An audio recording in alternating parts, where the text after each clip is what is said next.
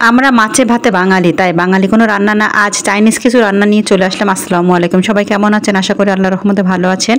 আজ কিছু Chinese item রান্না করবো, সেটা আপনাদের সাথে শেয়ার করবো। সবাই পুরো ভিডিওটা দেখবেন না টেনে। ভালো লাগলে সবাই ভিডিওটা শেয়ার করে দিবেন, অন্যকে দেখার সুযোগ করে দিবেন।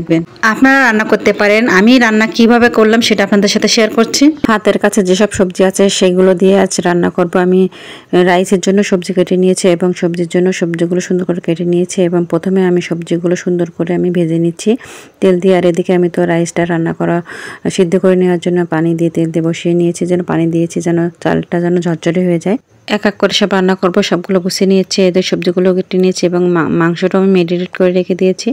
কথা বলতে বলতে আমার রাইসটাও সিদ্ধ হয়ে গেছে, সেটা আমি পানি ঝরিয়ে এবং বড় একটা প্লেটে আমি ছড়িয়ে রাখবো যেন চালটা ঝরঝরে থাকে এবং যত চালটা ঝরঝরে থাকবে তত আমার রাইসটাও সুন্দর হবে। রাইসটাও সিদ্ধ হয়ে গেছে এবং সবজিটাও আমার ভাজা হয়ে গেছে। এখন আমি প্রথমে আমি সবজিটা রান্না করে নিব। প্রথমে প্যানের ভিতরে আমি একটু রসুন কুচি, পেঁয়াজ কুচি এবং কাঁচা ঝাল কুচি দিয়ে এবং মাংসটা আমি ছোটো ছোটো করে কেটে রেখেছিলাম সেটা দিয়ে আমি সুন্দর করে আমি ভেজে এবং তারপর আমি সব সবজিগুলো দিয়ে আমি এটা রান্না করে নিব। এই সবজির ভিতরে আমি দিয়েছিলাম গাজর, পেঁপে, সিম, ওলকপি, তারপরে বাঁধাকপি দিয়েছিলাম, দিয়ে সুন্দর করে আমি সবগুলো সবজি দিয়ে আমি রান্না করে নিচ্ছি। এই সবজিটা খেতে অনেক মজা হয়েছিল মাশাআল্লাহ। সবজিটা কষানোর পর আমি পরিমাণ মতো পানি দিয়ে দিলাম এবং পানিটা ঘনত্ব করার জন্য আমি একটু কর্নফ্লাওয়ার গুঁড়িয়ে আমি তাতে দিয়ে দিলাম এবং একটু সয়া সস দিয়ে দিয়েছিলাম একটু মজা হওয়ার জন্য।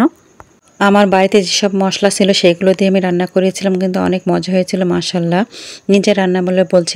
এবার আমি রাইসটা রান্না করে নিব। আমি হাঁড়ির ভিতর তেল দিয়ে দিলাম এবং এর ভিতরে রসুন কুচি, পেঁয়াজ কুচি এবং কাঁচা ঝাল কুচি দিয়ে সুন্দর করে আমি ভেজে নিচ্ছি।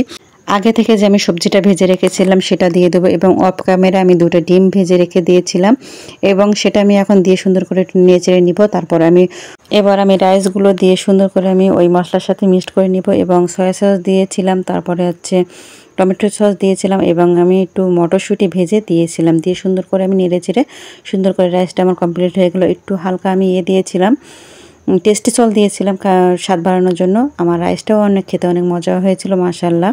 এরপর আমি কড়াইতে তেল দিয়ে আমি চিকেন ফ্রাইটা আমি ভেজে নিব, ম্যারিনেট করে রাখা হয়েছিল।